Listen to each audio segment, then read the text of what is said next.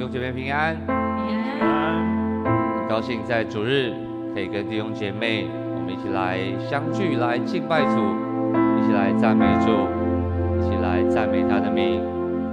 好不好？我们跟旁边的人说，可以和你一起敬拜神真好。可以跟你一起敬拜神真好。感谢主，耶和华已将我们的哀哭变为跳舞，将我们的麻衣脱去，给我们披上喜乐，好叫我们的灵歌颂神，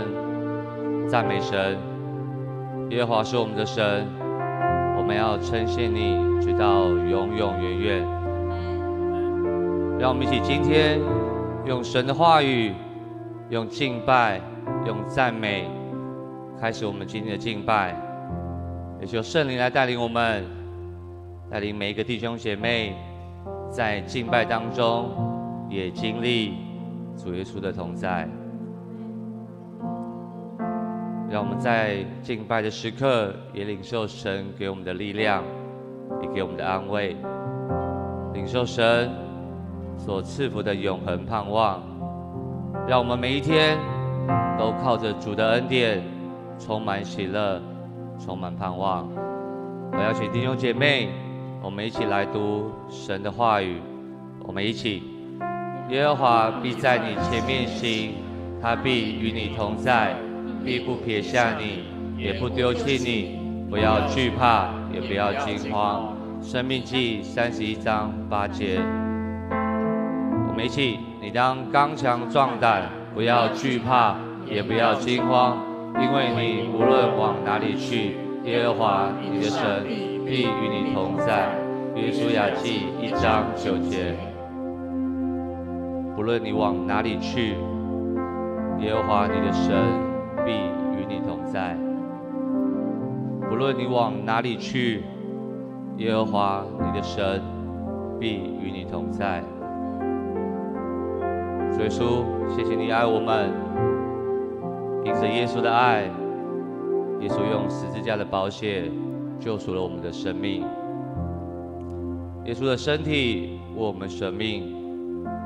耶稣的宝血为我们而流。当我们走出黑暗，进入光明的国度，使我们一生领受那美好的祝福。神的灵就来充满我们的心，耶稣，你的爱就来浇灌我们的心，让我们对你的爱不断涌流，让我们的生命气息可以一生无悔的付出，可以全然的为你，好不好？这个时刻，我邀请弟兄姐妹，我们一同站立起来，我们一起来敬拜主耶稣。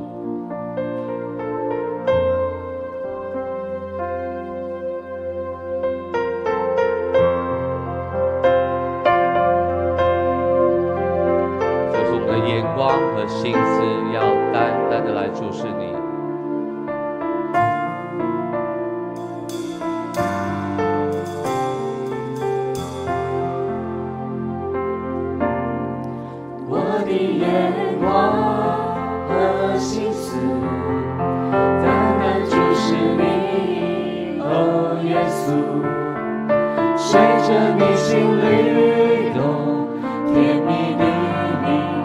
充满我，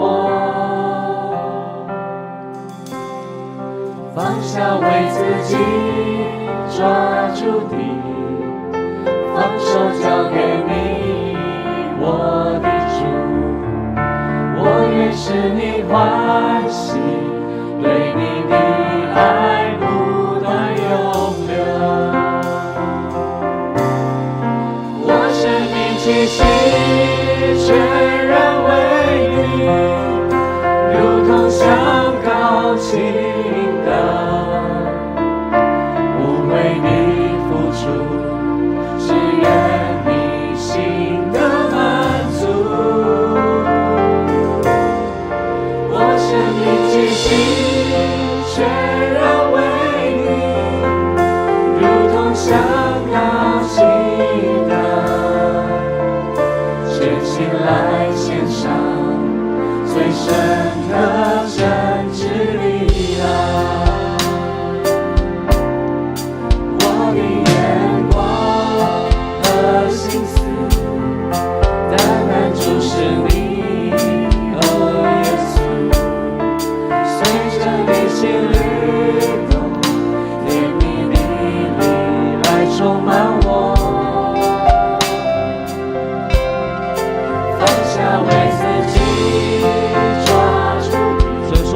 放手交给你。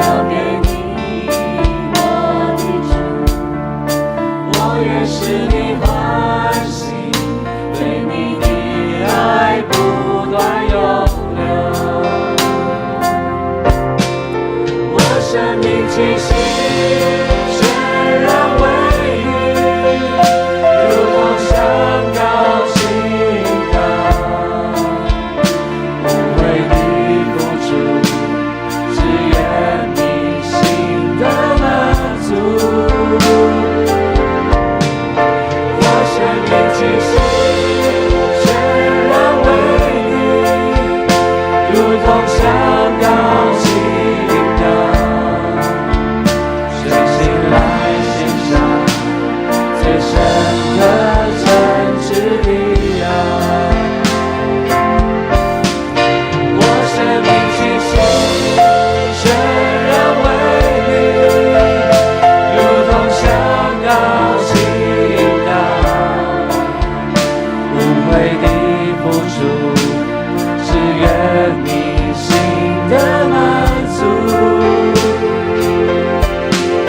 我生命气息全然为你，如同香膏倾倒，全心来献上最深刻真挚的爱。好不好？这个时候，我邀请弟兄姐妹，我们一起献上我们的祷告，为我们的家人来祷告，为我们富强教会来祷告，也为我们自己的生命献上祷告。我们一起，亲爱的主耶稣，我们来到你的面前，主啊，真的是何等美好的恩典！我们可以进入你的院，来到你的十字架宝座前，来全心的敬拜你，全心的来赞美你。哦，哈利路亚！亲爱的主耶稣，你是全地的王，你是全能的救赎者。谢谢你，让我们知道祷告是有力量的，祷告是充满盼望的。主啊，求你帮助我们，让我们在祷告的当中去经历你的同在。主耶稣，谢谢你，你永远与我们同在。主啊，你说在每一个难处低谷里，在每一个低谷里，你的同在就在这里。主啊，有时候我们的生命会陷在困境当中，主啊，但你说你的杖、你的竿就来安慰我们，我们可以一生奔跑不放弃。主啊，我们就要像你所立定的标杆直跑，是你的光照亮我们心中所有的黑暗，是你遮盖了我们心中所有的恐惧。哦，哈利路亚！主啊，我们来到你的宝座前，我们渴望你来充满我们的心，主啊，你来充满我们的心，主啊，让我们的生命来敬拜你，让我们一生可以来荣耀你。哦，哈利路亚！感谢赞美你。哦，哈利路亚！感谢赞美你。亲爱的主耶稣，主，我们来到你的宝座前，向你献上我们的祷告。谢谢你赐下祷告的权柄，让我们用祷告与你更多的亲近。谢谢你赐下你的话语，让我们的生命有力量，有方向的勇敢向前行。主啊，是你的身体为我们生命，主啊，是你的宝血为我们而流，主啊，是你救赎了我们的生命，主啊，是你带我们胜过黑暗，进入光明的国度。所以说，我们要承认我们的软弱，在我们面对环境困苦的时候，我们有充满惧怕。主啊，当我们面对身体有病痛的时候，我们心里满是恐惧。主啊，在我们的人生里，有时候我们的人生道路充满患难、充满试探的时候，主啊，你的话语就来充满我们的心。主啊，你说你必在我们前面行，你必与我们同在。主啊，你说你必不撇下我们，也不丢弃我们。主啊，你告诉我们，我们不要惧怕，也不要惊慌。主啊，求你的灵来带领我们，让我们在风雨当中仍然有信心，让我们在失去的当中仍然可以放手交给你。主啊，你爱来拥抱我们。主啊，我们渴望你的同在。主啊，我们渴望你的同在。主啊，有你的同在是何等的美好，让我们一生的年岁可以全然的为你，可以如同香膏的倾倒，可以无悔的付出，来全心的献上，也让我们对你的爱不断的涌流。主主耶稣，我们渴望贴近你的心，帮助我们的心就再一次回到你的爱里，使我们的生命充满平静与安稳，使我们的生命充满力量，充满盼望。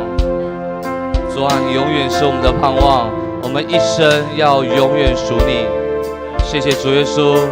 你垂听我们的祷告，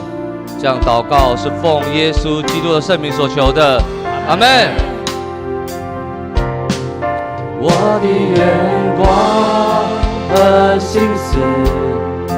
单单注视你，哦耶稣，随着你心律动，甜蜜的灵来充满我，放下为自己抓住的，所以说我们要放手交给你。我愿使你欢喜，对你的爱不断永留。所以说我们的生命气息要全然的来为你，生命气息全然为你，如同山高心高，不为你付出，只愿你心的满足。生命气息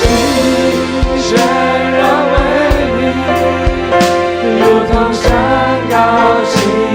高，全心来献上最深的真挚的。所以说我们的生命气息要全然的来为你。生命气息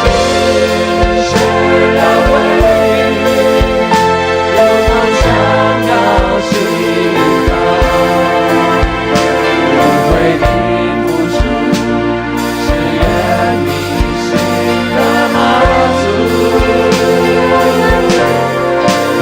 生命气息全然为你，如同山高心高，全心来献上最深的真挚的爱，全心来献上最深的真挚的爱。来献上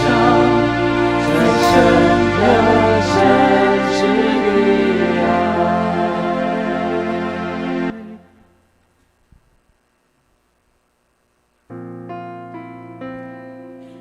主耶稣，我们永远属于你。主耶稣，我们的生命永远属于你。我能去哪？除了你是昨天，我降服于你施加的恩典，何等的爱，你大能手扶持我，太柔美，何等柔美。我愿降服，高举你名。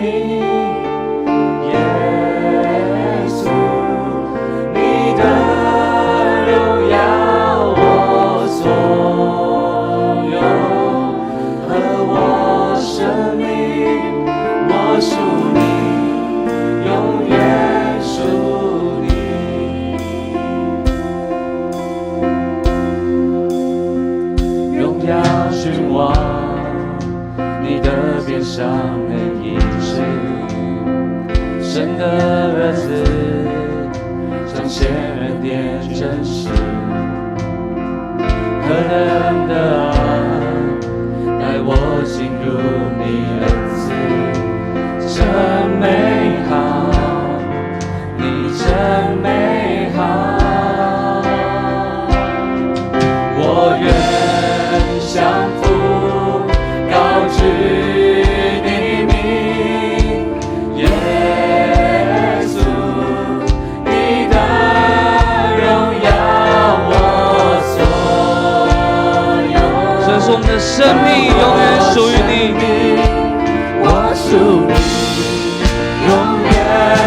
们的生命永远属于你。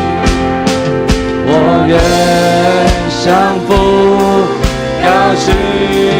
你名，耶稣，你的荣耀我所有，和我生命，我属你，永远属你。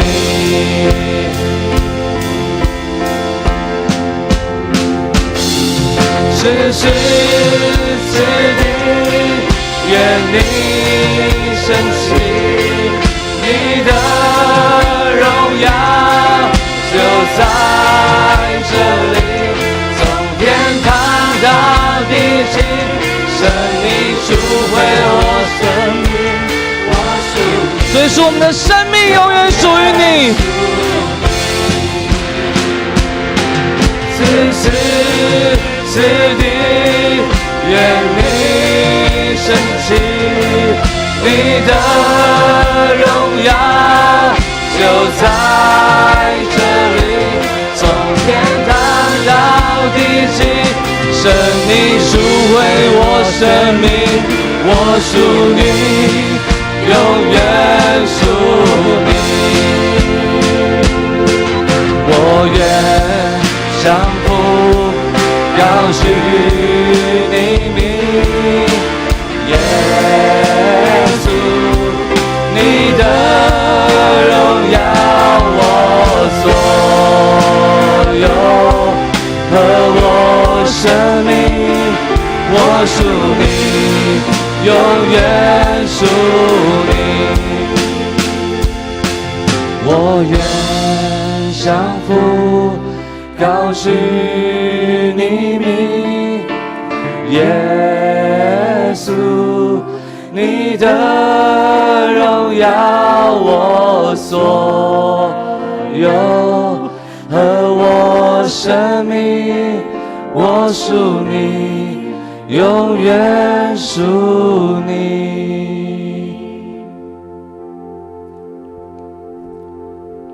所以说，谢谢你，这一生最美好的祝福，是你永远与我们同在。所以说，这一生最美好的时刻，是我们知道我们的生命永远属于你，我们的心永远属于你。在这个时刻，我们的心要坚定的来宣告：主啊，我们要一生跟随你；主啊，我们要一生赞美你的名；主啊，我们一生要高举你的名，因为你是我们心所渴慕的。你是全地的救主，你是荣耀的君王。主啊，你的荣耀要遮盖全地。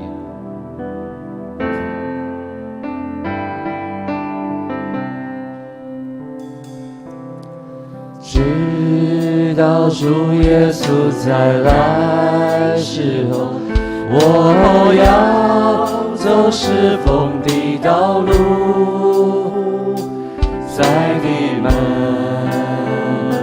在的路，背起我的十字架。当我走完是风的道路，我必看见主的荣光，荣耀的主耶稣，他必欢喜迎接我。直到主耶稣再来时候，我要被兴起，奔走主道路，主的荣耀遮盖全地势。所以说，我们要站起来敬拜你。我要站起来敬拜赞美，我心所渴慕的主啊，你是全地的救赎，我心所渴慕的是荣耀的君王，直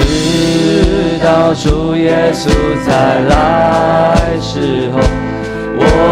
要走侍奉的道路，在你们在的路，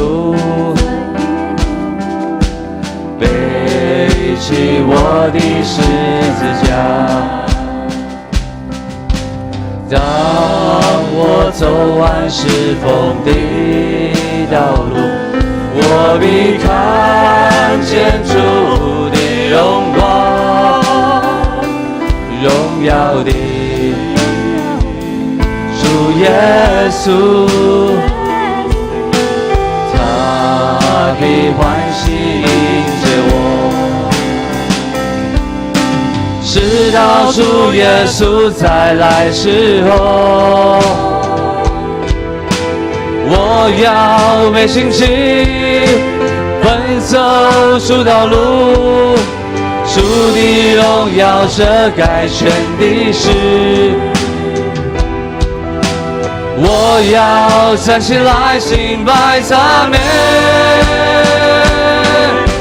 我心所渴慕的主啊，你是全地的救赎，我心所渴慕的主啊，你是荣耀的君王。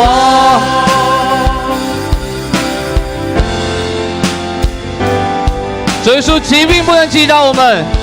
苦难不能击倒我们，失去不能击倒我们。主啊，帮助我们胜过这一切。主啊，我们要兴起。主啊，我们要一起奔走主你的道路。主啊，我们要一生来敬拜你，我们一生要来敬畏你。耶稣说，他就是世界的光，跟从他的就不在黑暗里走。主啊，我们要得着生命的光，直到主耶稣再来的时候。主啊，你的荣要遮盖全地。哈利路亚。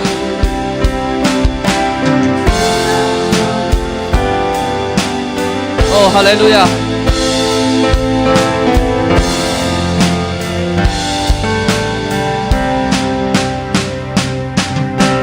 直到主耶稣再来时候，我要被兴起奔走主道路，主的荣耀遮盖全地势，我要站起来敬拜赞美，我心所渴慕的主啊，你是全地的救主，我心所渴慕的主啊，你是荣耀的君王，我心所渴慕的主啊，你是全地的救主，我心所渴慕的主啊，你是荣耀的君王，你是荣耀的君王，你是荣耀的君王。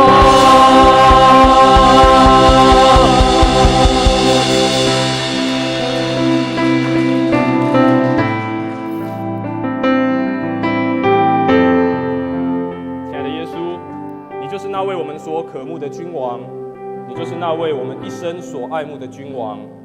神啊，让我们在今早，我们再次用我们的生命来回应这份美好的恩典，也用我们的生命，用我们的全心全人来敬拜这位在天上的君王。愿神你在今早打开我们的心，打开我们每一个人对你的渴慕，打开对你的热情，让我们在今早因着来遇见你，因着与你真实的连结，与你建立更深更美好的关系，也看见神你的荣耀，你的亮光就充满在今早的敬拜当中，也在我们每一个弟兄姐妹的心中。愿神你带领我们今早的敬拜，让我们领受你那心又活泼又充满喜乐的恩典。让我们在今天早上也透过你圣灵的带领，也就是那真理的灵，让我们再次听见了解你的真理，你的教导，好使我们的生命因着有你真理的灵，因着你圣灵的充满，让我们更加贴近你的心意，更加明白你在我们生命当中美好的带领。愿神你带领我们早上的敬拜，将一切的颂赞、尊荣、荣耀都归给你。这时候我们要一起用主你所教导我们的祷告文，我们要一起来祷告。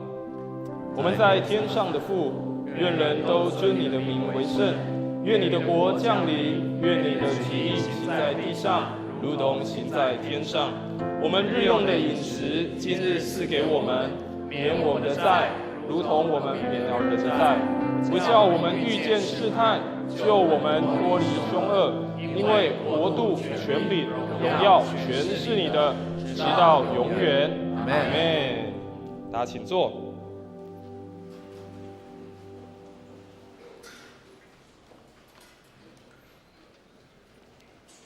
恭受上帝的话。今天的圣经节记载在诗篇119章第105到112节。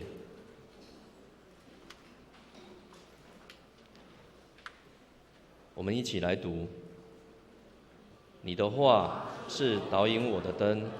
是我人生路上的光。我要持守严肃的诺言，遵行你公义的教导。上主啊，我受的痛苦非常沉重，求你照你的应许赐我新生命。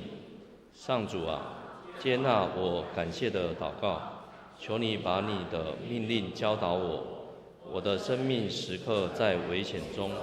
但我没有忘记你的法律。邪恶的人设罗网要陷害我，我仍然没有违背你的命令。你的诫命是我永久的产业，是我心中的喜乐。我决意遵守你的法律，直到我生命的终结。献诗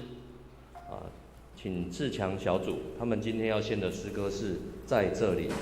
献诗完毕，请曾牧师来证道。他今天要讲的主题是信仰根基系列第5，生命的引导。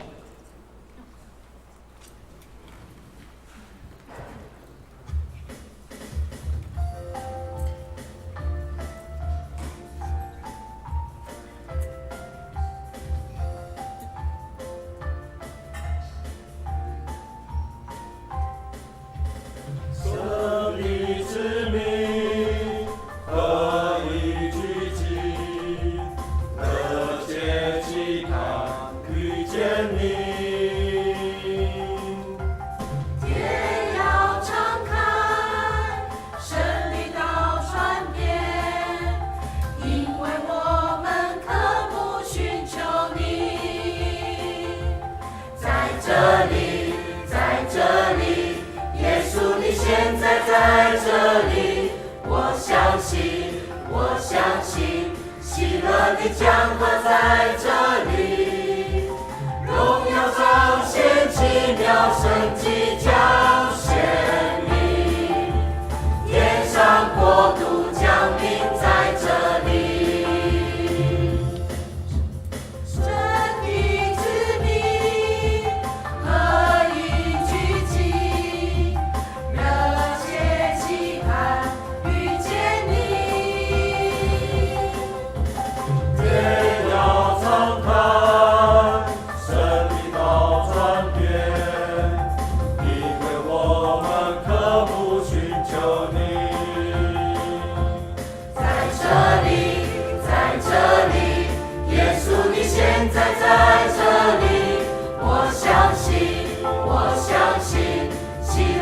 将靠在这里，荣耀彰显奇妙神迹彰显你，天上国度降临在这里，你的灵在这里，这里就有自由，生命自由运行无止境，依山倒海信心，坚定不断升起，期待伟大神作奇妙事，你的灵在这里，这里就有自由，生命自由运行无止境，依山倒海信心，坚定不断升起，期待伟大神作奇妙事，在这里，在这里，耶稣你现在在这里，我相信，我相信，喜乐你将靠在这里，荣耀彰显奇妙神迹彰显你，天上国度降临在这里，荣耀彰显奇妙神迹彰显你，天上国度降临在这里。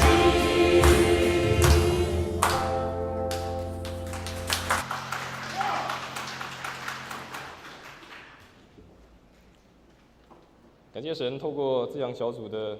带领，我们一起用这个诗歌一起来赞美我们的神，也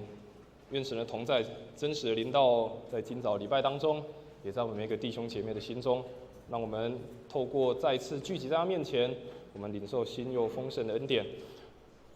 今天是在整个春节假期的最后一天，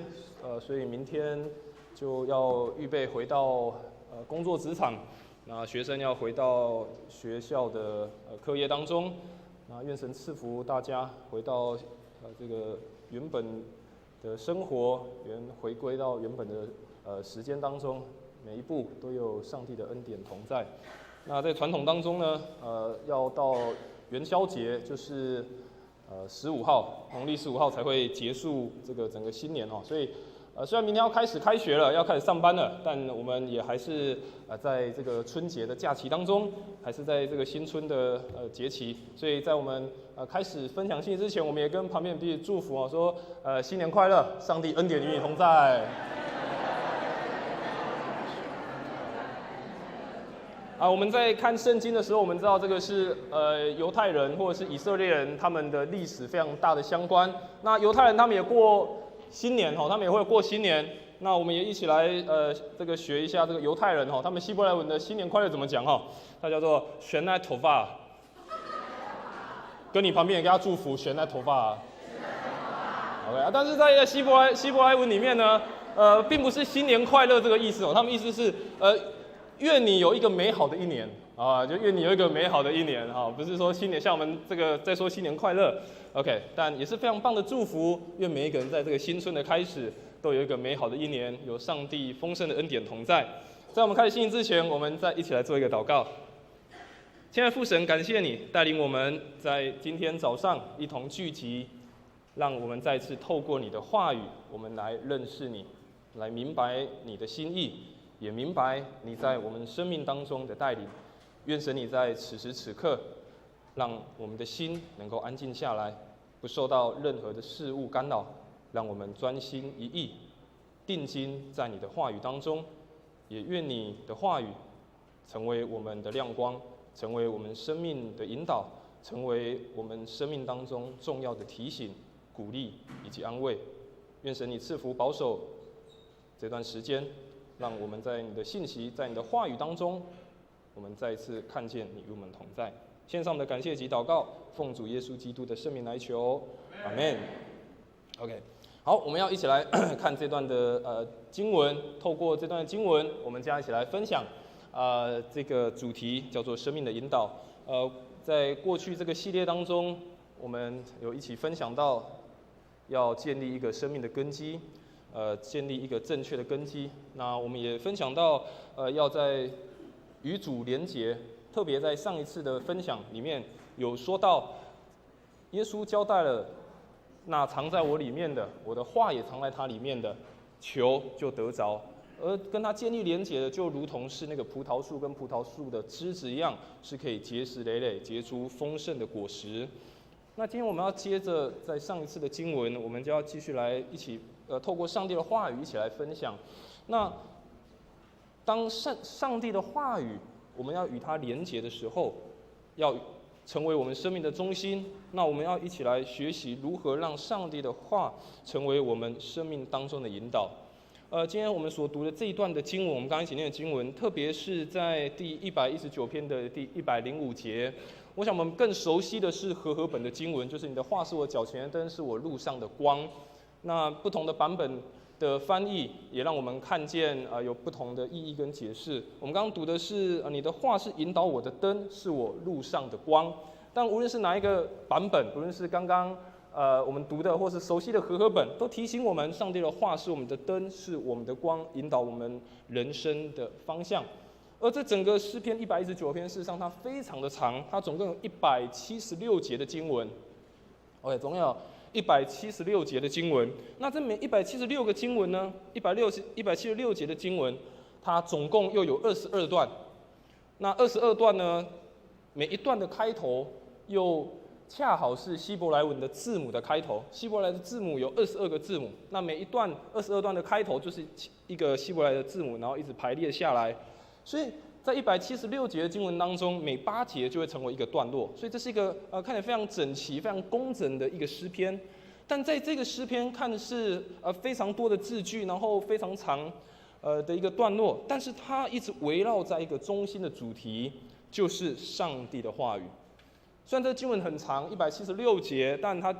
完全都围绕在一个主题当中，叫做上帝的话语。如果有机会，你从诗篇119篇你来阅读它，你从第1节看，它就会说：行为无可指责，谨守上主律法的人多么有福，听从上主命令，一心顺从他的多么有福。你就看到在诗篇119篇的一开始，这个诗人就这样子做出非常重要的宣告。而我们今天所看的这段经文105篇到112篇，也是其中的一个段落，是这个诗人他在生命的困境当中，在生命遇着一些挑战的时候，他仍然相信上帝的话语成为他最重要的引导。所以如果你有机会从诗篇119篇从头看到尾，你可以看到这个诗人用很多不同的词在描述所谓上帝的律法。他可能会说命令，他会说准则，他可能用律法，或用各式的方式在形容上帝的话语。而这整个诗篇也提醒我们，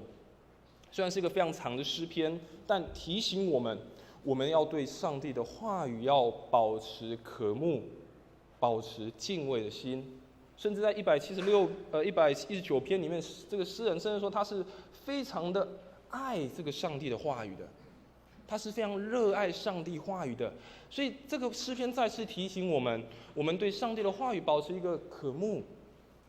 而且是保持一个敬畏的心。所以今天我们要一起透过诗篇119篇第105到112节的经文，我们要一起来学习，也一起来思考，在我们生命当中的引导，特别透过上帝的话语如何帮助我们继续的向前。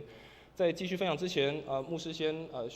预告一下，就是在我们大家讲道结束，在这个礼拜我们会有医治祷告的时间，所以在等下讲道结束后，我们也会一起唱诗歌，那会邀请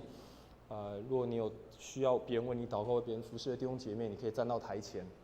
OK， 所以我们大家在讲道后，我们会有一个这个服侍的一个程序。好，我们来看这个信息当中的第一个，让我们可以来一起分享的，就是上帝的话指明前方的道路，使脚步能够走在正道。第一个让我们可以一起分享的是神的话指明前路，使脚步能够走在正道。我们再次来看刚刚我们一起读过的经文，诗篇第119篇105到106节，他说：“你的话是导引我的灯，是我人生路上的光。我要持守严肃的诺言，遵行你公义的教导。刚说到，我们以传统来讲，过年要到元宵节，就是15号才会整个结束。那我们知道，在元宵节也会有一个非常特别而且非常重要的传统，就是提灯笼 ，OK， 提那个小灯笼。那关于提灯笼呢，有非常多不同的传说，非常多不同的由来。但其中有一个由来蛮有趣的，就是在古代，就是这些私塾要上课的时候，也是初一15他们要上课。那这些学生呢，他们就会提着这个空的灯笼，那他们就会走到老师的家中，老师就会帮他们点燃这个灯笼里面的蜡烛，然后象征说这是新的一年，有智慧，有亮光，在学习当中，他们可以有新的得着。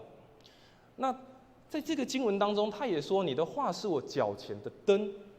他也说：“你的话是我脚前的灯，是我路上的光。”当然，在犹太人那个时期，他们没有提这个小提灯或提花灯的这种习惯。但是这段经文也让我们看到，他说：“导引我的灯”，或和合本说“脚前的灯”。在这个考古学呢，在挖掘以色列的这个中东当地，他们就挖掘出来什么叫做脚前的灯。在以前不像现在那么方便，有电灯、有电线杆，然后这个蛮明亮的。所以以前特别是夜晚要外出的时候，真的是需要有一些灯光，有需要一些火，才有办法照亮他们要走的道路，才不会跌倒或者是走错地方。那圣经说：“你的话是我脚前的灯。”这是这个他们犹太人他们以前那个时代，当他们要出门的时候，特别是晚上出门，他们就会把这个脚前的灯绑在他的脚前。OK， 这个灯没有很大哦，它就是一个小小的油灯，那他们就放在他们的脚前面，用一个绳子绑着。所以意思是说，当我脚踏出去的时候，我就知道我脚前的灯帮我照亮我脚所走的每一步。OK， 这叫做脚前的灯。那什么是路上的光？我刚说脚前的灯，你在晚上嘛，你不可能在大白天点灯。晚上点灯，脚前的灯，路上的光，晚上会有月光。晚上的月光洒下的时候，成为你可以照耀、可以照亮你的前面的东西，可以让你看到旁边的事物。所以这是经文在说，这是脚前的灯，路上的光。所以让我们知道上帝的话，我们透过圣经，我们可以看到上帝对人类、对我们每一个人都有一个很特别而且是美好的生命的蓝图跟生命的计划。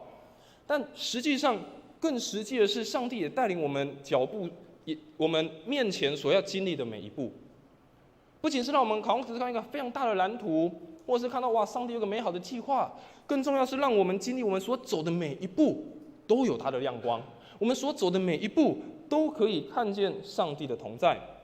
但是，若从刚刚的经文跟刚刚的图片，你就知道那个光，并没有办法照亮全部的道路。那个光没有办法照亮全部四周的黑暗，因为那个只是一个小小的油灯，就在你的脚上，你脚踏出一步，你才会照亮那个地方。所以，当我们人生在经历的时候，人生在不断的向前，确实我们走的一步，慢慢的照亮，并不全然让我们看见所有事情的结果。有时候我们对未来会产生一些怀疑。特别是我们遇见一些挑战、遇见一些困难的时候，我们会产生怀疑，会跟上帝说：“上帝啊，让我看见全部的答案。上帝啊，让我知道你为什么这么做。上帝啊，我不知道你的心意是什么。上帝啊，为什么是让我遇到这些事情？上帝，恳求你让我知道你背后你的这些运作的方式。但是，让我们学习不是先急着求全部的答案，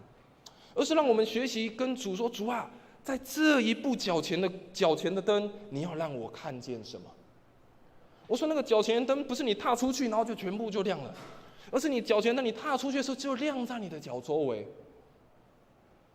所以让我们学习一件事情跟神说：神啊，我遵行你的话语，我紧紧跟随你，但让我知道我在踏的这一步，你要让我看见什么。我们都会很着急，甚至我们很想知道说到底之后发生什么事情，或是想知道上帝你的旨意是什么。但是这里的诗人告诉我们，不急这件事情，而是让我们知道脚前的灯，在这一步，神啊，你要让我看见什么？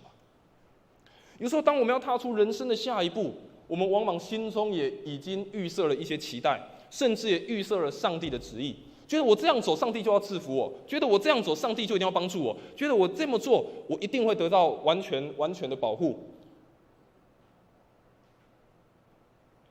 但是往往当我们发觉我们这样走的时候，上帝好像没有照我们想的期待的完成了，或是我们的期待落空了，我们可能就觉得上帝是不是没有应允我们？上帝是不是没有帮助我们？上帝是不是没有听见我的祷告？有时候当我们要踏出人生下一步，我们可能已经预设好了，觉得我这一步踏出去就要全部都发光，我踏出这一步就全部都要看见。但是我们会不会因为这样子，我们就觉得哇，没有啊？那是不是上帝没有应许我们？上帝没有帮助我们？我们要知道，我们活着不是靠着感觉而活而已。我们在人生的道路当中，我们绝对不是只凭着感觉，靠着我们的情绪，也不是随便找一些方法去定义说神如何做，或去定义说神在这件事情当中他背后的旨意是什么，而是当我们愿意亲近神，一步一个亮光，一步一个引导，一步看见一些上帝的同在，我们才更明白他要带领我们走到什么地方去。如果我们仍然是凭着这些感觉，哇，上帝都没有赐福我，上帝都没有祝福我，都是别人得到祝福，都是别人比较好，我怎么走好像就是在那个黑暗当中。如果我们只是凭着感觉、凭着情绪、凭着自己的决断在决断神的话，那我们可能会很迷惑，甚至很迷惘，觉得上帝是不是就没有听见我？上帝是不是就不在了？诗人告诉我们上帝的话是脚前的灯，是路上的光，不是一次让我们看见，但是在每走一步的时候，就慢慢让我们知道。在新约路加福音当中，当耶稣他走上十字架的道路，钉死在十字架，而他的跟随他的门徒们，事实上内心是非常多的疑惑，也非常大的伤心，因为他们没有办法想象耶稣怎么钉在十字架了。甚至当他们听见耶稣复活，他们更大的冲击是耶稣复活了，怎么可能？而是在路加福音的记载当中，有门徒他们要走向以马忤斯的道路，而在那个过程当中，他们是非常忧伤的，也非常的疑惑，怎么会这样？耶稣悄悄的出现，但他们也没有发觉。而最后到那个晚餐的时刻，耶稣跟他们一起晚餐。当耶稣剥饼的时候，这两个门徒眼睛突然一亮，哇！刚刚跟我们一起走路，跟我们一起说话，不是耶稣吗？他们就彼此说，他在路上向我们说话，给我们解释圣经的时候，我们的心不是像火一样的燃烧着吗？这些门徒突然发觉了，哇！上帝的话是让他们的心是燃烧的，纵使他们那个时候还在疑惑，在失望当中，在难过当中，但他们内心仍然感受到他们的心是像火一样燃烧着的。我们知道灯让我们看见，但是光会产生能量，光会产生更大的能力。如果这些门徒一样，他们发觉哇，他们心像是点燃了，心是被火热的，心是渴望的。于是他们赶快再跑回去耶路撒冷去找圣徒们说，我们遇见复活的耶稣了。所以我们要知道，生命的成长，生命人生的道，特别是信仰的道路，不是因为我们走得远，不仅仅是我们走得远，而是我们愿意要走得对。我们觉得我们好像走得很远了，觉得哇，我好努力走了，我很认真走了，我很努力的在每一件事情我都很打拼。但是更重要的不是因为我们走得远，而是我们愿意走在对的道路当中。纵使那个道路你可能只走一步，你只看到一点；纵使你可能走的那个道路，你可能觉得那个光只有照亮黑暗一点，但是你仍然愿意走在那个对的道路当中。上帝的话是我脚前灯，是我路上的光。所以耶稣在约翰福音第8章第12节，他也这么说：“我是世界的光，跟从我的会得着生命的光，绝不会在黑暗里走。”也就是说，我是世界的光，跟从我的会得着生命的光，绝不会在黑暗里走。第二个，我们透过这段经文，我们一起来分享神的话坚固人心，在患难当中清楚方向。上帝的话坚固我们每一个人的内心，好使我们在患难、在艰难当中仍然清楚方向。接下来的经文这么说：上主啊，我受的痛苦非常沉重，求你照你的应许赐给我新生命，上主啊，接纳我感谢的祷告，求你把你的命令教导我。上帝啊，我受的痛苦非常沉重，求你照应许赐给我新生命。这个诗人他在非常痛苦危急的时候，他仍然宣告一件事情，就是神啊，求你将你的话语赏赐给我。他在集体痛苦、集体患难的当中，他只跟上帝求一件事，只宣告：神啊，把你的话语赏赐给我，使他的心重新得力。他说：神啊，我非常痛苦，但求你照你的话语、你的应许，给我新生命。这诗人很清楚知道一件事情，他知道依靠神的人走在上帝的心意当中，但是在现实的生活环境当中，仍然是有很多艰难的时刻，很多失望的时刻，有很多跌倒的时刻。但是他很清楚知道一件事情，就是在那个困苦的时候，是在上帝的话语里找答案，不是在这个世界当中找答案。这个诗人很清楚的知道一件事情，是在上帝的话语当中找到出路，不是在这个世界当中找到答案。所以这个诗人才这么说：神啊，我非常大的痛苦，但是求你赐给我新的生命。神啊，求你接纳我感谢的祷告。台语讲，求你接受我的嘴欢喜献的娱乐。求你接纳我的嘴巴所献出欢喜快乐的赞美。我们读的现在中文译本是说，接纳我感谢的祷告。你说这个诗人在这么困苦当中，在患难当中，怎么还赞美？怎么还有娱乐？这不大合常理。怎么会在一个患难当中，然后还赞美神，然后大声娱乐，然后求上帝接受我欢喜的娱乐，感受接纳我感谢的祈祷？但是这个诗人他知道，越是在困难挑战当中，我们容易以自我为中心。这个诗人知道，当我们以自我为中心的时候，上帝反而就变成我们会怀疑的对象，上帝反而就变成是我们没有办法全然信靠的对象。诗人提醒我们在任何时刻要把神放在生命的中心。他知道相信神的人仍然会有痛苦，他知道相信神的人仍然会有挑战，但是他告诉我们，仍然用感谢、娱乐的祈祷去回应，感谢、赞美、欢呼的祷告去回应。若人用世界的方法找答案，若人用世界的语言去回应，那很容易我们就以自我为中心，很容易以自我为出发点，很容易为自我去看待这个世界周遭所发生的每一件事情。所以这个诗人继续说：我的生命在危险之中，我没有忘记你的律法。邪恶的人设网罗要陷害我，我仍然没有违背你的命令。我的生命时刻在危险中，但我没有忘记你的律法。邪恶的人设网罗要陷害我，我没有违背你的命令。你看见这个诗人，他说：我时刻都在危险当中，这个环境不断的变化。非常多意想不到的事情在发生，但是在我的生命时刻在危险中，在原文它还有另外一个意思，它指的意思是我的生命常常在我的手掌之中，意思就是我的生命常常在我的掌握里面。所以他说我的生命在危险，为什么危险？是因为我常常把我的生命掌握在自己手里，我常常把我自己所有的一切都掌握在我手里，认为靠我自己就没有问题了。认为抓在我的手掌当中，我可以脱离一切的危险。所以这诗人不是说这个环境的危险，这个四周围的时代的变化的危险，他更也提醒我们，当我们的生命常常抓在我们的手掌当中，是一个非常危险困难的事情。所以当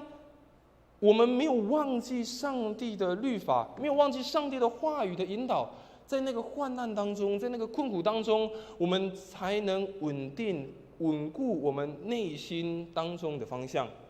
我们知道，真正的稳定不是环境的顺利，不是我抓了很多，不是我有了很多，不是我得到很多，那个叫环境的顺利。不是什么都照我的心愿而行，不是什么都要照我的方式来成就，这个叫做顺利的环境，这叫做真正的稳定。而是在不断的改变当中，在不断的变化里面，在动摇里面，我们的内心仍然是有一个不动摇的方向。甚至我的性命时刻遇到危险，但是我仍然不忘记你的话语。虽然有人要陷害我，虽然有人对我不利，虽然这个环境声音嘈杂，但是我仍然知道我在你的话语当中，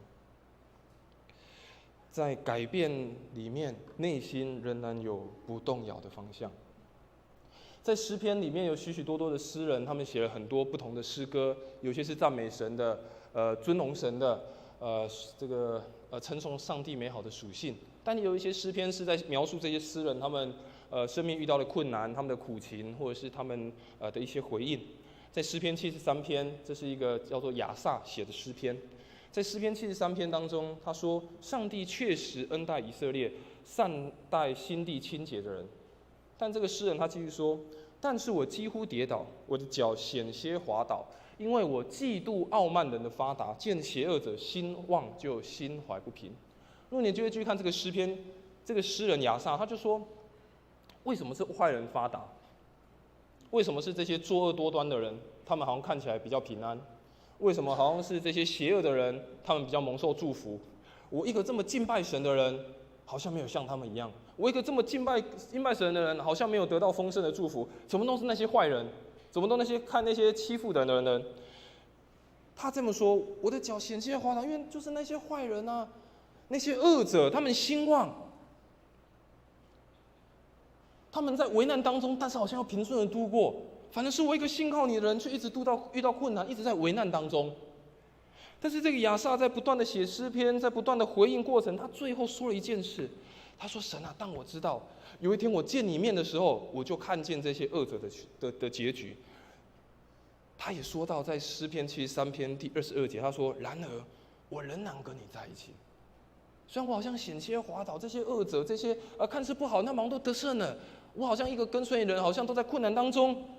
但是这个亚萨做了一个很重要的一个信仰的宣告，他说：“你不断的用手扶持我，你以你的律法，用你的话语劝告、辅导我、扶持我，最后接待我到你那里，得着真正的光荣。”诗篇73篇第24到25节就说：“除你以外，在天上我还有谁？除你以外，在地上没有是我所爱慕的。我的肉体心肠虽然衰残，但是我的福分是在你那里的。”有时候我们也会认为，哇，都在困难、在挑战当中，别人过得较好，拢是我较衰，拢是那样得到祝福，我刚刚拢无。但是让我们知道，真正的顺利、真正的稳定，是在改变里面，仍然在上帝的话语当中，我们找到一个不动摇的方向。所以在上次的信息分享当中，我们也看见耶稣这样告诉他的门徒：“如果你们常跟我连结，而我的话也常存在你们里面，你们无论要什么，求就会得着。如果你们常跟我连结，我的话也常在你们里面，你们无论要什么，求就会得着。”所以，透过这一段的圣经，我们一起来分享，就是上帝的话带给我们喜乐，在患难当中也带给我们极大的喜乐，而且使我们的生命得着永远的产业。上帝的话带来喜乐，使我们的生命得着永远的产业。我们知道世上的成就有一天会失去，但真正的产业不在地上，是在上帝的话语里面。所以诗人说：“你的诫命是我永久的产业，是我心中的喜乐。我决意遵守你的法律，直到我生命的终结。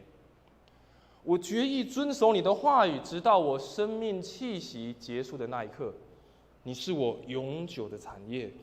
我们知道，产业代表的是一种身份，产业代表的是一种归属，产业是一种身份的一种象征，是一个你属于哪里的非常重要的认同。我们知道，世上的产业它会转移，世上的产业它也会贬值，甚至世上的产业有一天它也会消失掉。但这段经文告诉我们，真正的产业不是拥有很多，而是知道自己是属于谁的。真正的产业不是我拥有好多，而是知道自己是属于神的，知道你的身份，知道你的归属，知道你在上帝的话语当中你是谁。所以诗人说：“这是我心中的喜乐。”喜乐代表那是一个很久不改变的一个状态。当我们说快乐的时候，那个快乐可能很快就过去了。你可能在地上捡到100块，或者是今天有什么事情让你听到一个笑话，你觉得好开心，但是可能很快就过去了。但是真的喜乐是在你的内心当中是不改变的。他说：“你的话语是我的喜乐。”诗人说：“上帝的话语是我的喜乐，不改变的。在动摇当中，在困难当中，是我永远的产业。不是拥有很多，而是知道自己的身份是属于神的。”这也让我们再一次学习非常重要的2个态度，就是我们要渴慕上帝的话语。我们要渴慕上帝的话语。我想在这几年当中，我们教会一直在推行要手抄圣经。从去年大概圣诞节的时候推行在抄路加福音，我们非常多弟兄姐妹又在进行这样的一个抄写，也透过这样抄写去更认识上帝的话语，渴慕上帝的话语。我们教会也在不断的推行1年读经、2年读经，就是透过每一次亲近上帝的话，渴慕上帝的话去认识他。在新的学期，我们要开始申请奖学金。我们去年有做一个改变，就是特别在儿童主日学，让这样孩子们，他们不仅在学业上有成长、有学习，也透过他们抄写箴言，透过他们背诵金句，让他们也在内心对上帝的话有一个热切的渴慕。而第2个也让我们学习，我们要活用上帝的话语。上帝的话语绝对不会只记录在圣经当中，绝对不会只是这样北抓欧一的是下体丁民，那里跨掉的鬼啊，而是在我们的生活当中，如果这个诗人今天不断的提醒我们：你的话是我脚前的灯，是我路上的光。我的生命时刻遇到危险，但是因着你的话，就使我得着新生命。活用上帝的话语在我们的里面。所以在彼得前书第1章第23节，他这么说：你们已经重生，不是从那会朽坏的种子生的，而是从那不朽坏的种子，就是上帝活泼永恒的道所生的。你们已经重生，不是从那会朽坏的种子生的，而是从那不朽坏的种子，就是上帝活泼永恒，而且带给我们喜乐，带给我们平安美好的话语。让我们在新的1年当中，我们真的是紧紧跟随上帝的话语，成为我们生命的引导。特别明天开始要回到学校了，回到工作场所了，回到我们熟悉的环境当中，我们更要靠着上帝的话语，使我们在我们所处的环境得胜有余，使我们在所处的环境当中，因着上帝的话语，使我们经历到他的丰盛，让我们一步一步走，一步一步看见上帝话语的亮光，带给我们的力量，带给我们的安慰，让我们一生都在那个活泼、永恒、喜乐、平安，而且是充满力量的上帝话语当中。愿上帝赐福我们，也赐福我们每一个弟兄姐妹。这时候我们要预备来唱一首诗歌，这首诗歌叫做《耶稣你医治》。我们要透过这首诗歌，也要来再次的宣告：耶稣，你要医治我们；耶稣，你用你的话语来帮助我们；耶稣，你要用你的权柄来使我们每一个人的生命得着恢复更新。我们先一起来唱一次这首诗歌，之后要邀请你需要被祷告、被扶持的弟兄姐妹，你就勇敢的走到台前，我们要一起来为你祷告，一起来为你祝福。我们将唱这首诗歌，耶稣。宣告这个自由，耶稣你触摸就可以治，伸出你的手，怜悯释放我们。主，我相信你是加的大能，所以我要宣告，耶稣你是新拯救。耶稣，你双手医治，在你必定没有任何难成的事。我相信耶稣你行神迹，所以我要宣告耶稣你施行拯救，耶稣你双手医治，在你必定没有任何地方羞愧。我相信耶稣你行神迹。我要请弟兄姐妹，如果你有特别需要别人为你服侍的，无论在各个方面需要有人为你服侍的，你可以勇敢走到台前，相信耶稣医治的大能，相信耶稣的双手要来释放你，要来怜悯你，要来在你的生命当中来施行拯救的大能。而且你勇敢的走到台前，我们的服侍的同工要来为你祷告，要来为你祝福。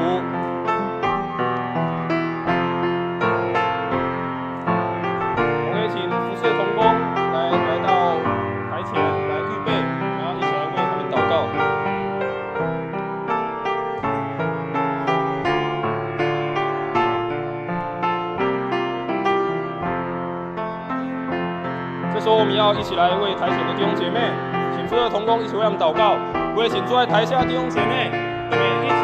邀请大家也一起开口，为了台前的弟兄姐妹，为他们祝福祷告，也为你自己的需要向神来祷告，求神来帮助你，求神来带领你，求神来释放你，来拯救你。我们一起来祷告。主啊，谢谢你，主啊，带领我们，让我们在你的同在当中。谢谢你，主啊，帮助我们在水沟里面。谢谢神，感谢你。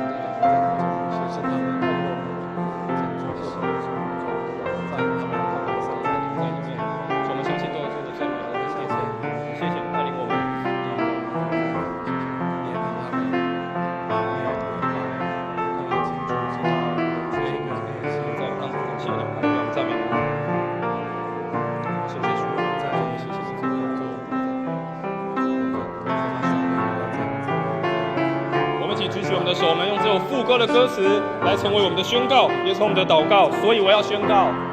所以我要宣告，耶稣你是显神迹，耶稣你是下丰盛，在你必定没有任何羞愧。我相信耶稣你行神迹。我们再次来唱，所以我宣告，所以我要宣告，耶稣你是我生命，耶稣你是下丰盛，在你必定没有任何贫穷羞愧。我相信耶稣你行神迹。我们一起来祷告。亲爱的耶稣，当我们宣告的时候，你的自由就同在；当我们祷告的时候，你的医治就同在。神啊，当我们祷告的时候，你的医治的大能就同在。主啊，因此我们相信你十架的大能，你就要施行你的拯救。神啊，让我们每一个站在你面前的弟兄姐妹，让他们真实经历到你是那是又真又活的神，因为在你的里面必定没有难成的事。神啊，当你医治的双手，你大能的双手伸出来的时候，我们就再次看见你的恩典同在。当你赐下你的同在的时候，我们就看见生命的同在，我们也看见你的丰盛，看见你美好的应许。神啊，愿你赐福每一个站在你面前的弟兄姐妹，你听见他们在你面前的祷告，你看见他们在他们生命当中所遇见的每一个大大小小的挑战。神啊，你都知道，神啊，你也都听见。神啊，愿你在他们所遇见的困难当中，在他们所烦恼当中，愿神你亲自来扶持他们。愿神你在他们人生所走的每一步，虽然只是一小步，但是你让他们看见那一小步当中的亮光，让他们看见那一步的亮光就是充满盼望的，是充满你的亮光的，是充满你的同在的。将每个在你面前弟兄姐妹在你的手中，不论他们是在身体的病痛，在心灵的忧伤，在经济的困顿，在家庭人际的关系，在工作职场，在各方面，神啊，愿你来赐福保守他们，带领他们，真的是经历到您是那位丰盛的神。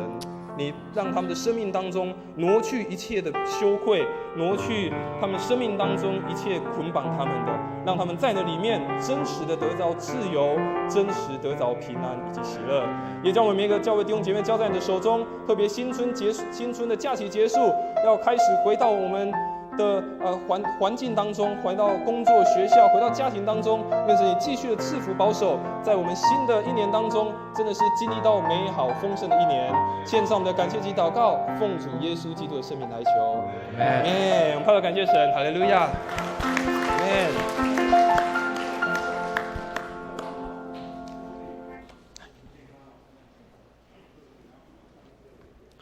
奉献，请执事来收奉献。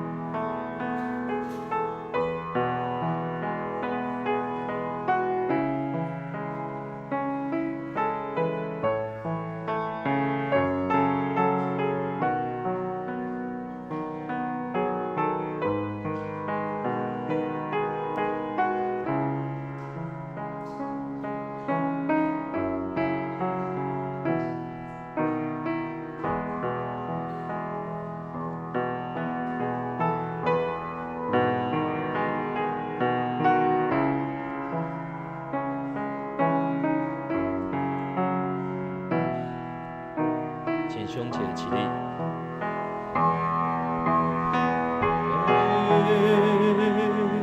宝贵耶稣，你爱何等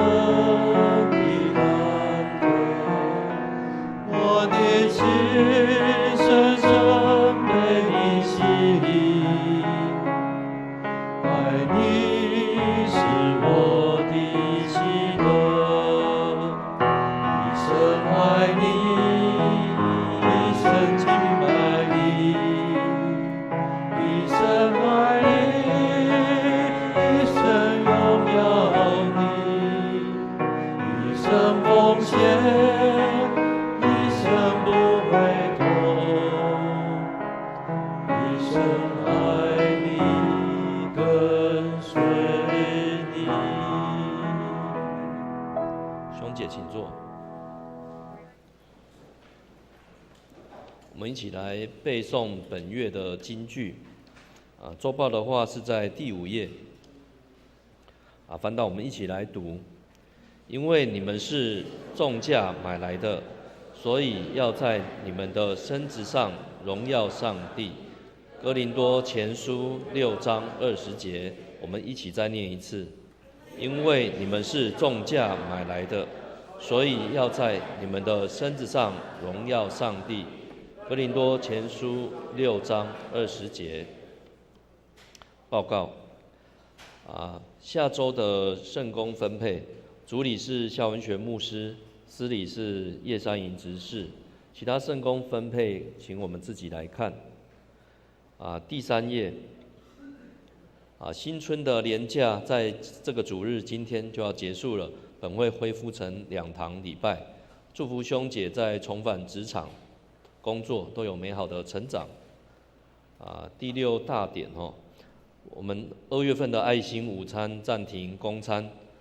等到年假过了228假期也结束了，到3月8号才会恢复供餐。在下面门徒培育事工的部分，周间查经班在礼拜3早上10点跟晚上8点，那3月4号开始，这一期要查考的范围是以弗所书。我们看到第4页的部分哦，比较特别，我来提醒大家一下。主日学因为有3位老师身体不适，暂时休养，退出服事行列。现阶段呢，非常欠缺这些有负担儿童主日事工的兄姐来加入，请大家如果有这个负担来跟办公室报名。其他我们请牧师来做补充报告。弟兄姐妹大家平安，感谢主哈，新年还没完全过哈，更能感谢主，今年的春节哇，每一天都好天气，所以出游的人哈，哇，一定非常的享受哈。不过在家也不错，在家里面很安静。我发现我们我们台南市的一个规定不错，在春节除夕的时候，竟然没有听到鞭炮声，有没有听过？好像我们附近都没有，所以好像大家有习惯了就好哈。就是有人春节过12点要放鞭炮，好像期待都没有声音响，表示我们台南的特别规定啊，说不能半夜放鞭炮哈。所以还是春节假期哈，感谢主，大家都回到教会了，感谢主的恩典。我来欢迎我们有几位新朋友哈。第一位是曾慧萍姐妹，慧萍姐妹在哪边？欢迎你，慧萍姐妹，欢迎你。感谢主，是没婚的朋友哈，没婚的朋友欢迎你哈。那他前几天哈有来教会过一次了哈，欢迎你哈。再来就是刘凯瑞弟兄，凯瑞有没有？凯瑞，年轻人，欢迎你，凯瑞。刘凯富对不起，凯瑞跟凯富，那边写错了，对不起啊。凯瑞这边是写凯瑞没错。第3位是我们的龙志清姐妹，志清姐妹在哪边？欢迎你，欢迎你来，欢迎你来啊。志清姐妹跟第一堂有一位姐妹一样，她说住在附近，就看到教会就来哈。欢迎你继续来认识更多的我们的朋友弟兄姐妹。愿神赐福大家哈。牧师再做几点补充的报告，我们请看投影片的那个贴图啦哈。第一个就是我们很重要的每一年是我们最重大的一个事工，就是我们在耶稣受难前40天，我们要禁食祷告来接龙的意思啦哈，就连锁我这一餐你那一餐，那我们有1个礼拜有7天嘛哈。有3餐，21餐，邀请弟兄姐妹，你有份说，这个我名字在里面，哪一餐是我的份，我要来祷告。那我们教会特别准备了一本手册，没有，那本手册不在这里哈，那本手册就是在祷告可以使用无论是你放在包包里面或是在家里面，可以用来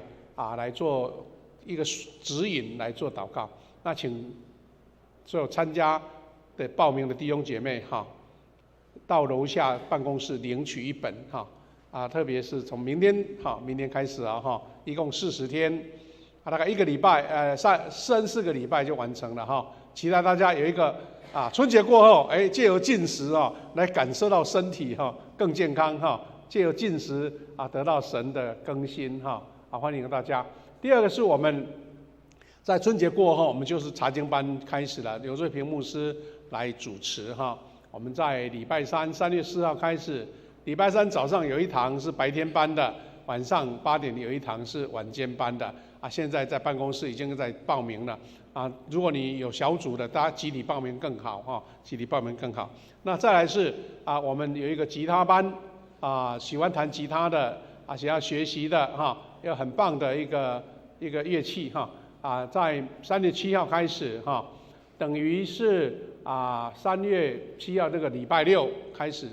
还有一位洗脑节老师是科班的老师他在举办12堂因为他有讲师的费用，还有一些费用要交了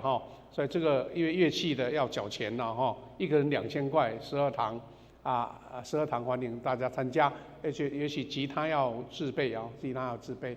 当然你也可以来问老师说什么样的吉他适合你，也不一定了哈。刚开始的时候先学习一个基础。那再来是我们的门徒学校第1期已经在进行中了哈。我们从1月底就开始，其实现在已经四五周了，因为有几周是休假的。那如果你还没有参加过，想要参加可以及时参加。在礼拜天早上，我们现在是第2堂，在第1堂的时间，在9点开始哈。我们在对面的微光咖啡。那我们现在这个是第1堂的课表，还有这个是门徒学校第2期，意思是说升级班呐，进阶班的。那我们大概在3月15号，3月15号就要开始了。这个是特别邀请我们的小组、你的干部、我们的团契或是侍奉团队的干部，大家一起来学习这个侍奉的那个本质是什么？我们为什么要侍奉神？怎么从神服侍神得到力量？这个是一个非常重要的一个领袖的训练一个门徒的训练欢迎大家赶快报名3月15号就要开始了。那期待我们每一个人都有很好的造就，特别是今年我们迎接50喜年，希望大家能够得到一个美好的造就跟学习。那再来是这个是社区学院我们举办的一个理财有道这个消息之前有报告过了但是如果你有意愿要参加你可以来跟办公室报名，我们人数够了就会开班理财有道就是用圣经的教导来规划我们自己人生很重要的财务再来一个是罗马书的福音核心这一个密集班一定要在5月9号才开始了但是要提早报名，因为我们要准备课程跟资料是由孙宝玲牧师所主导的。那在礼拜六一个完整的时间一个密集班要在德光跟我们这边联合举办我们详细的时间会在周报再继续报告。那牧师还有这个周报里面有几点要提醒的第一点就是我们那个27、28再来的27、28刚好又是228年假嘛那我们的小组长夫妇要举办一个退休会，一个造就。那请大家注意集合的时间，无论是自己开车或是搭游览车，我们也会公告时间，请大家预备心，也为这个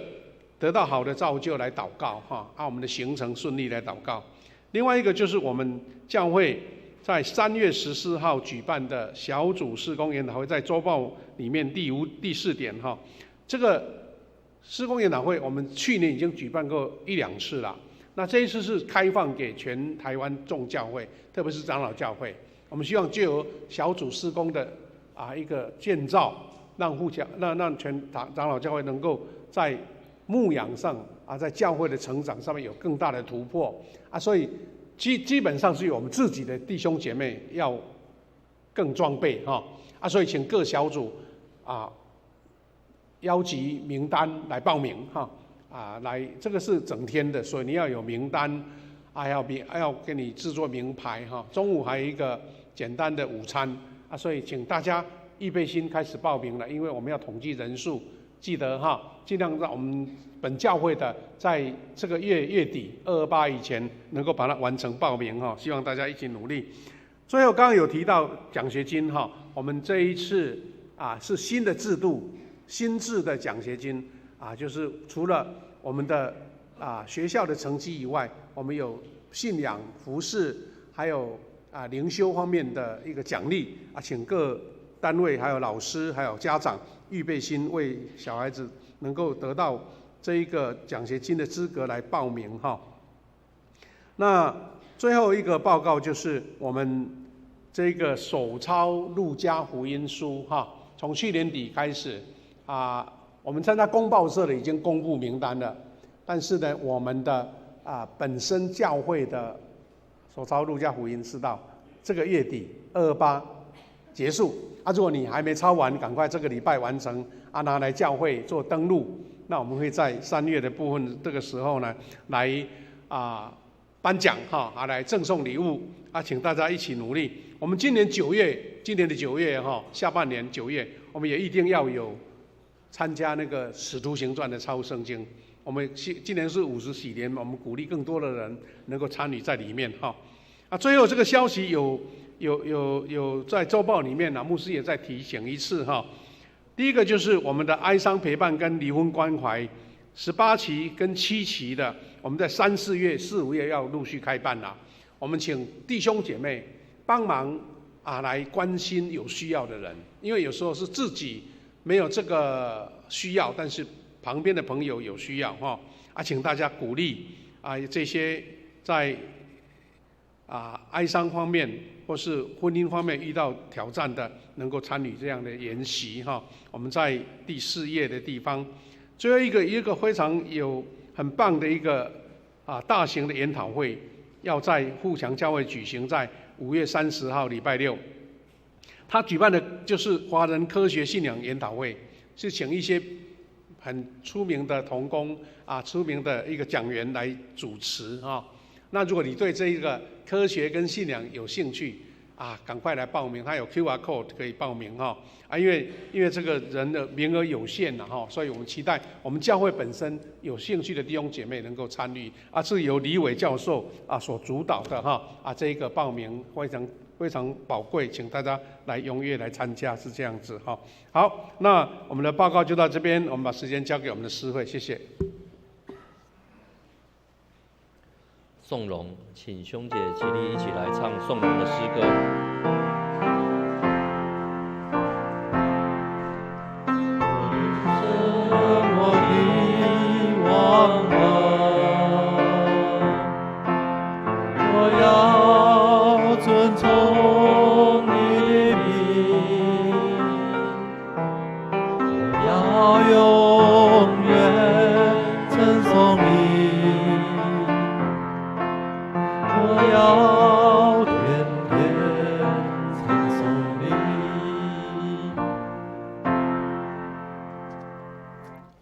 领受属天的赐福，